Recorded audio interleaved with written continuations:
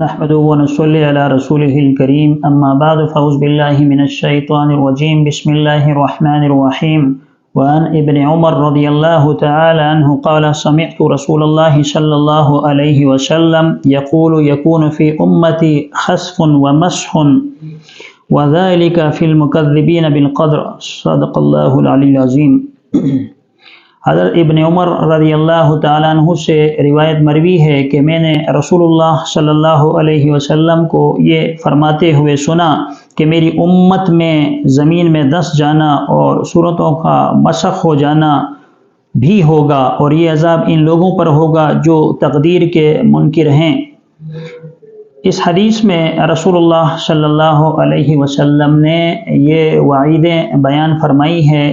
کہ وہ لوگ جو اللہ تبارک و تعالیٰ کے نافرمان ہیں، وہ لوگ جو گناہ کبیرہ کے اندر مبتلا ہیں، اور وہ لوگ جو ہر وقت اللہ تبارک و تعالیٰ کے احکامات کو نظر انداز کر رہے ہیں، اللہ تبارک و تعالیٰ کے احکامات سے روگردانی اختیار کیے ہوئے ہیں،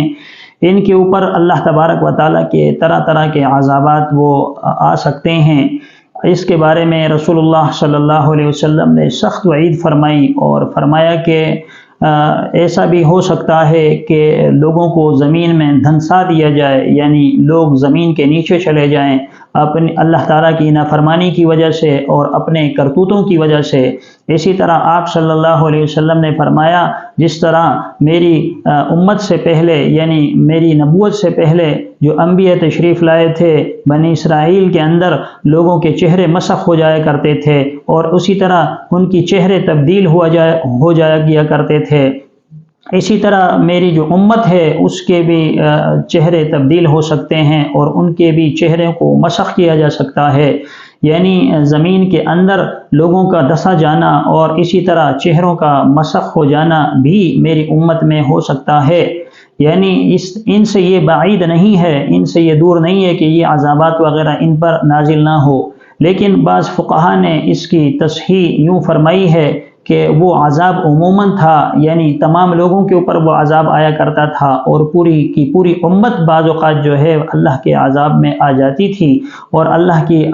کے عذاب کے اندر مبتلا ہو جایا کرتی تھی۔ لیکن رسول اللہ صلی اللہ علیہ وسلم کی دعا کے توفیل کہ آپ صلی اللہ علیہ وسلم نے اپنی امت کے لیے دعا مانگی تھی کہ اے خدایا میری پوری امت کو عذاب میں مبتلا نہ کرنا اور میری پوری امت کے